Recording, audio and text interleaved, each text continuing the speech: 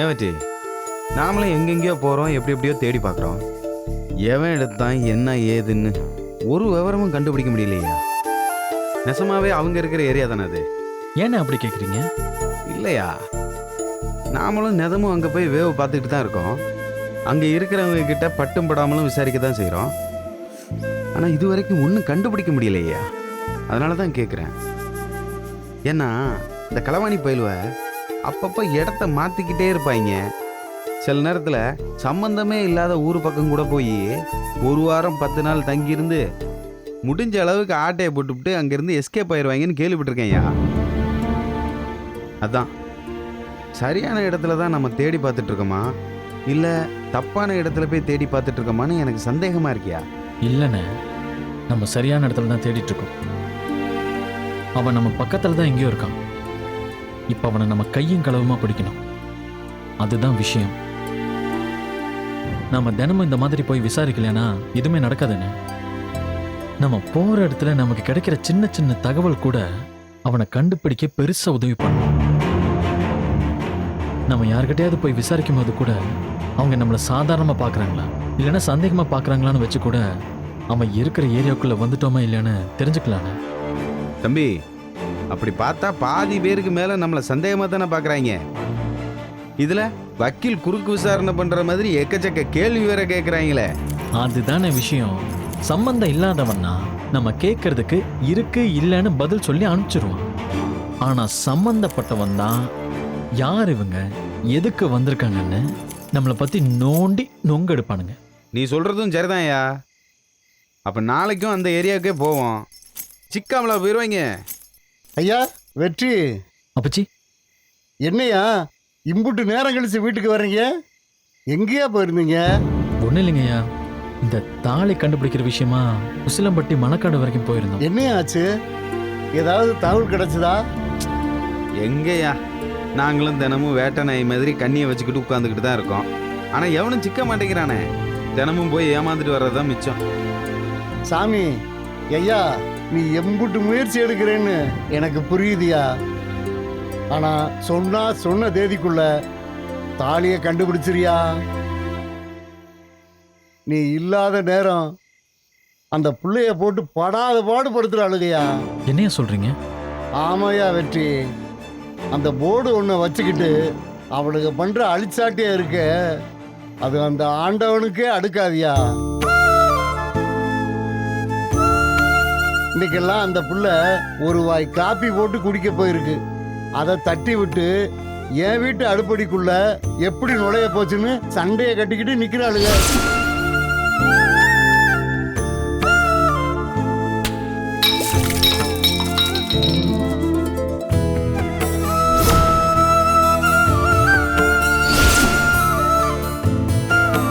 அது மட்டும் இல்லாம அந்த புள்ள கையாலேயே தேதியை மாற்ற சொல்லி அதை 8ஆம் மாத்து 7ஆம் மாத்துன்னு ஏழை விட்டுக்கிட்டு இருக்காளுங்க.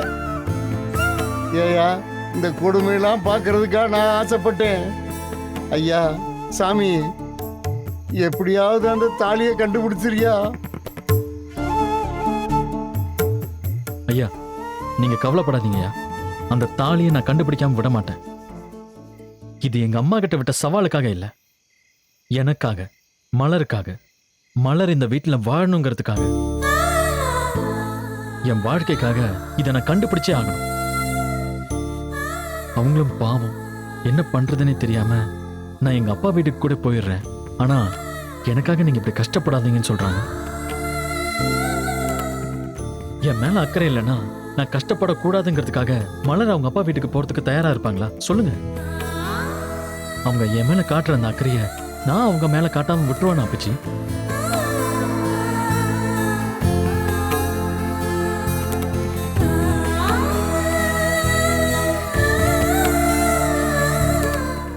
அண்ணா, நீங்க ஐயா கூட்டிட்டு உள்ள போங்க, நான் அவங்க கிட்ட பேசிட்டு வந்துடுறேன். சரியா, வாங்க போலாம்.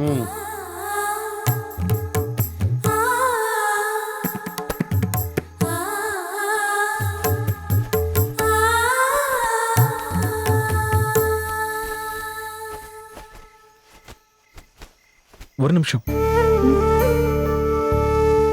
சொல்லுங்க. நான் வீட்டில் இல்லாத நேரம் என்னெல்லாம் நடந்துச்சுன்னு ஐயா என்கிட்ட சொன்னாரு.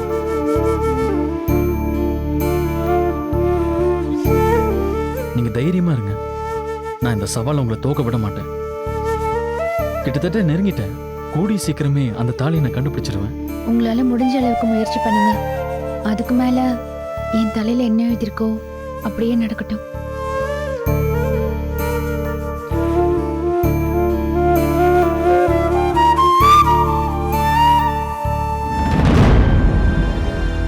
ஏய், என்ன உன் புருஷன் கூட தனிமையில பேசிட்டு வர? என்ன விஷயம்? பிரிஞ்சு போற சோகத்தை பேசி தீர்த்துட்டு வரியா? அப்புறம் என் தலையில என்ன எழுதியிருக்கோ அதுபடியே நடக்கட்டும்னு சொன்னியே. உன் தலையில என்ன எழுதியிருக்குன்னு நான் சொல்லவா? என்ன சொல்லவா? இன்னும் 7 நாள்ல உன் அப்பன் வீட்டுக்கு போறேன்னு எழுதியிருக்கு.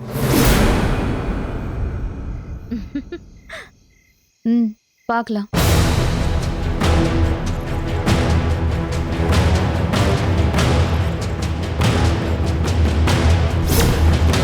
ஏய், என்னையே எதிர்த்து பேசிட்டு போறியா நீ?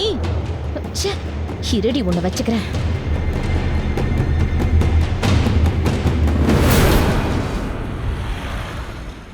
என்னடா தம்பி, அடுத்து என்ன பண்றது?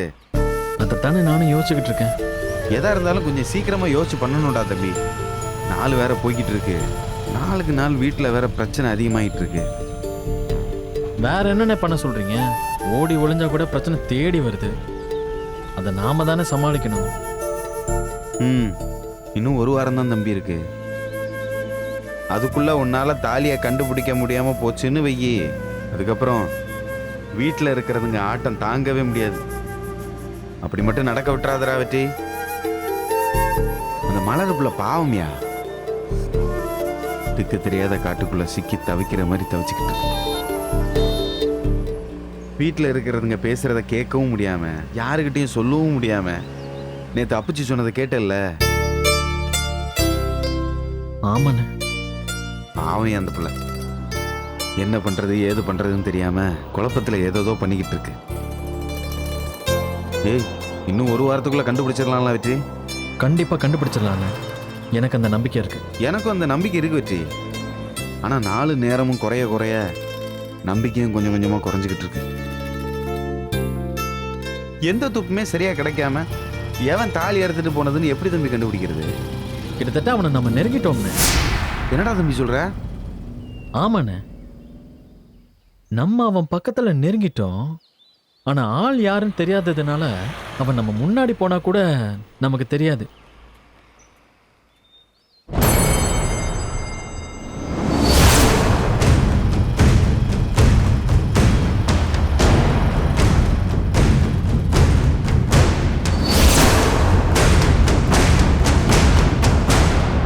அப்ப நம்ம எப்படிதான் ஏன் கண்டுபிடிக்கிறது? சரி, முதல்ல நாம அவனை எதை வச்சு நெருங்கிட்டோம்னு சொல்ற? அன்னைக்கு நமக்கு நடந்ததை கொஞ்சம் யோசிச்சு பாருங்க.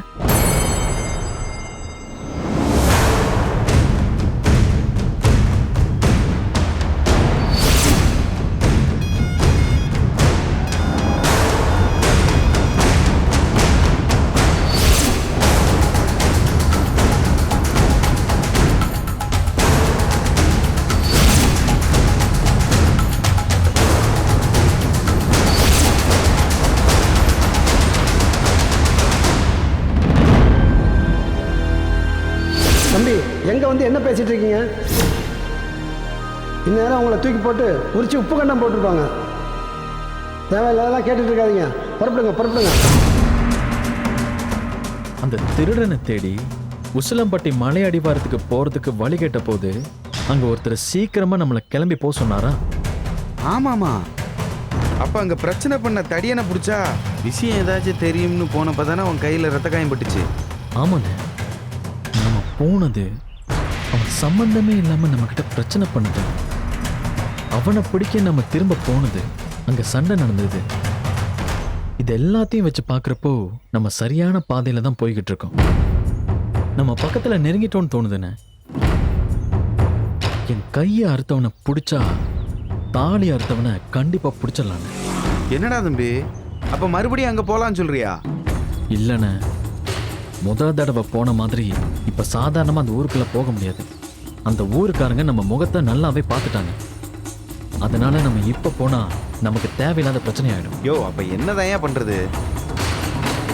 ஏதாவது பொறி வச்சு தானே பிடிக்கணும்.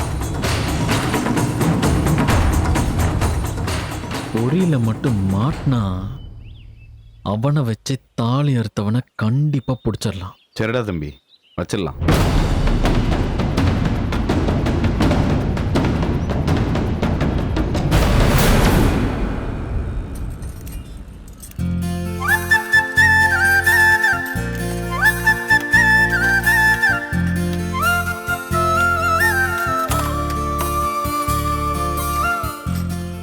தம்பி, ஹெட்லைட் சரியா எரிய மாட்டேங்குது, கொஞ்சம் சரி பண்ணி கொடுப்பா.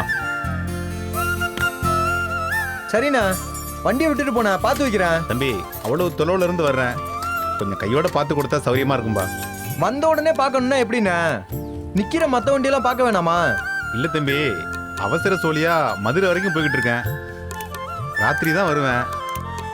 ஹெட்லைட் இல்லைன்னா ராத்திரியில பைபாஸ்ல வண்டி ஓட்ட முடியாது தம்பி. கொஞ்சம் மனசு வச்சு பார்த்து குடியா. சரிண்ணா. டேய் வல்லவா, அண்ணா. அதை அப்படியே வச்சுட்டு அண்ணன் வண்டி என்னன்னு பாரு. சரிண்ணா.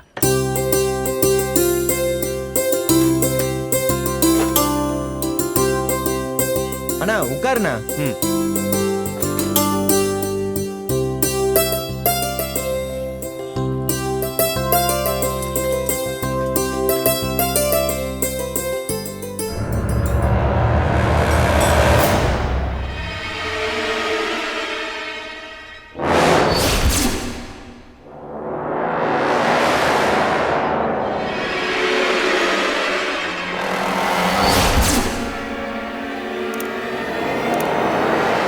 வர வர ஊரு ரொம்ப கெட்டு போச்சு தம்பி. மேலூர் என்ன மேலூர் மாதிரியா இருக்கு? இல்லாத எல்லா பொல்லாத்தனமும் தைரியமா நடந்துட்டு இருக்கு தம்பி. என்னண்ணா என்ன சொல்றீங்க? அடாமான் தம்பி, 1000 தான் சட்டத்திட்டங்கள் இருந்தாலும் அது எதையுமே மதிக்காம அவன் இஷ்டத்துக்கு காலையில 9 மணில இருந்து ஊருக்குள்ள கள்ளச்சாராயத்தை அடிச்சுக்கிட்டு இருக்காங்க. அவங்களெல்லாம் என்னத்த சொல்றது? என்னண்ணா சொல்ற? நம்ம ஊருக்குள்ளயா? அட ஆமாங்கிறேன். அவன் காலங்காத்தாலேயே கப்பும் கையுமா உட்காந்து வாங்கி குடிச்சிட்டு இருக்காங்க.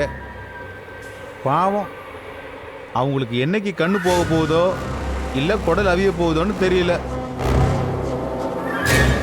இவங்க காய்ச்சி ஊத்துற கள்ளச்சாராயத்தை குடிச்சிட்டு நம்ம ஊர்ல உயிர் பலி உள்ள போறது உறுதி. என்னண்ணா சொல்ற? அப்படி யாருண்ணா அம்புட்டு தைரியமா நம்ம ஊருக்குள்ள வந்து கள்ளச்சாராயம் காய்ச்சிருது? இந்த அழகர்னு ஒருத்தன் தெரியுமா?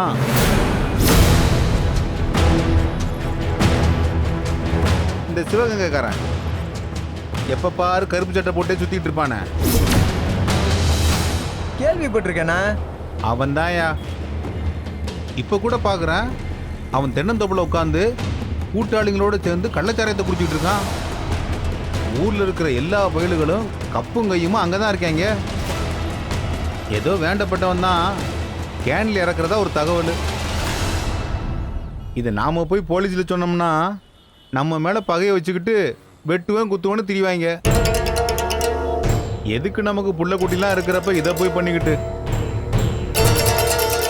என்னதான் எல்லாத்தையும் கண்டும் காணாம இருந்தாலும் நம்ம ஊர் கெடுறத பார்த்தா மனசுக்கு ரொம்ப வேதனையா இருக்கு தம்பி. ஆனா என்ன பண்றது, நம்மள மாதிரி ஆளுங்கள்லாம் புலம்ப தானே முடியும். அண்ணே, வேலை முடிஞ்சுண்ணே. சின்னதா ஒரு வயர் பிரச்சனை தான், மாத்தி விட்டேண்ணே. அப்படியா தம்பி? சரி தம்பி, எவ்வளோ பாச்சு? 50 ரூபா கொடுங்கண்ணே. இந்தப்பா. சரிங்க. ரொம்ப நன்றி தம்பி. வரேன் தம்பி. சரிண்ணா.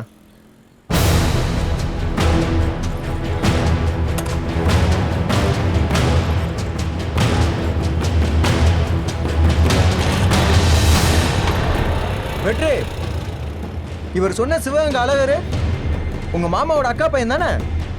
ஆமாண்ணே, அவன் தான். என்னையா அது? அவனுக்கு தானேயா உன் மாமனோட 2வது மகளை கட்டி கொடுக்க போறாங்கன்னு சொன்ன.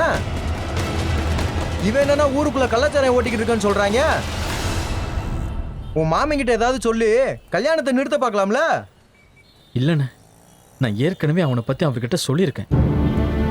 ஆனால் அவர் எல்லாம் பேசியாச்சு, இனிமே பண்ண ஒன்றும் இல்லைன்னு தட்டி கழிச்சிட்டாரு. அதுக்காக இப்படியா? கண்ணுக்கு முன்னாடி ஒரு பொண்ணோட வாழ்க்கை கெடுறத பார்த்துட்டு இருக்கதா? நாளை பின்ன கல்யாணம் ஆகி 2வது நாள்ல இவன் கள்ளச்சாராயம் காய்ச்சிறவன் சொல்லி உள்ளதுக்கு போட்டாங்கன்னா யாரையா வாழ வெட்டியா வந்து நிக்கிறது? யாருக்கியா மான மரியாதை போறது? உன் மாமங்கிட்ட பேசி கல்யாணத்தை நிறுத்த சொல்லியா? என்னைய யோசிச்சுட்டு இருக்க? சீக்கிரம் ஃபோன் பண்ணியா. சரிங்கண்ணே.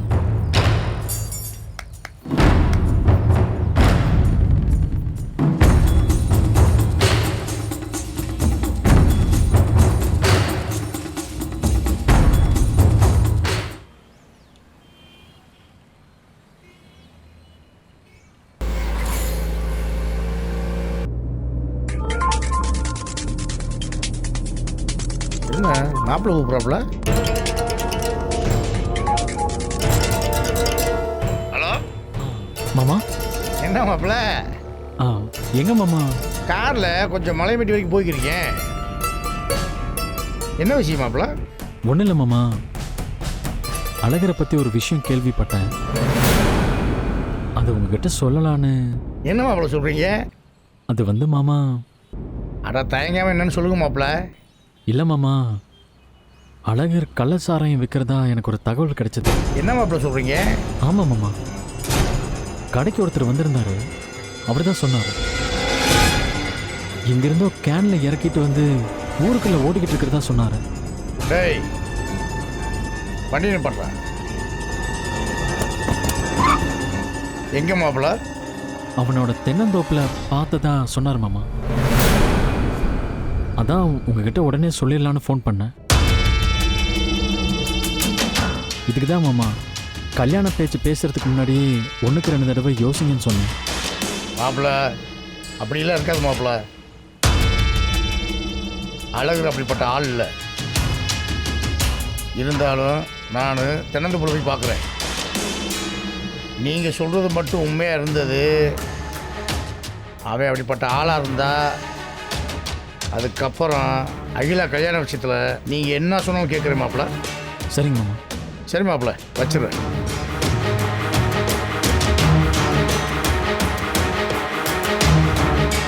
டேய் ஐயா. வண்டி அழகு தென்னந்தோப்பு கொடுறா. சரிங்க ஐயா.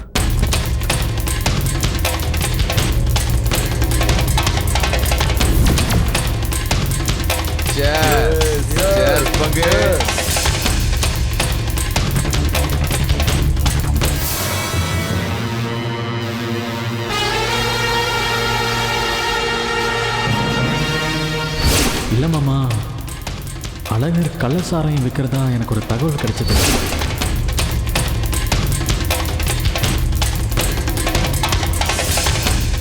ஐயா, நான் சொல்கிறேனேன்னு தப்பாக எடுத்துக்காதீங்க. குடிக்கிறது தப்புன்னு சொல்ல மாட்டேன். ஏதோ நல்ல நாள், திருவிழா, பண்டிகைன்னா எப்போவாது குடிக்கலாம். ஆனால் இப்படி காலங்காத்தாலேயே காய்ச்சி குடிக்கிறது ரொம்ப தப்புங்க ஐயா.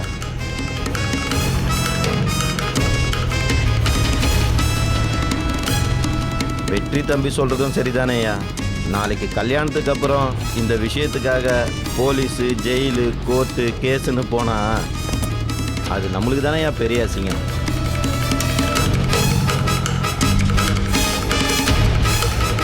இல்லைங்கய்யா. டேய் பேச வண்டி ஓட்டுற வழக்கண்ண.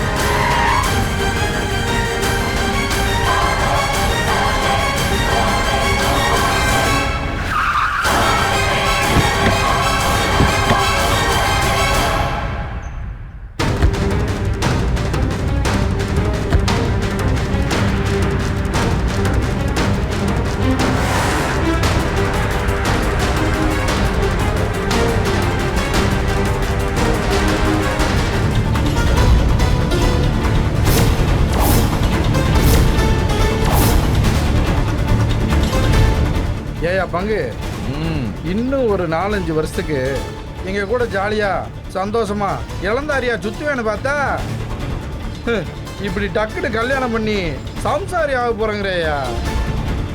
டேய் அதுக்கு என்னடா, நீங்களும் ஆளுக்கு ஒரு நல்ல பொண்ணா பார்த்து கல்யாணம் பண்ணி செட்டில் ஆக வேண்டியதானே?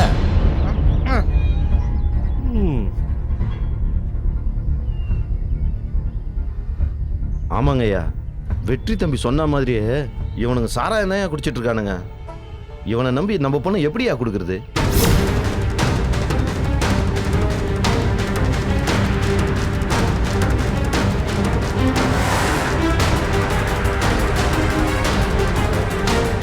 அழகரே மாமா மாமா என்னையா அதெல்லாம் காலங்காத்தால இப்படி உட்காந்து கள்ளச்சாரம் குடிச்சுட்டு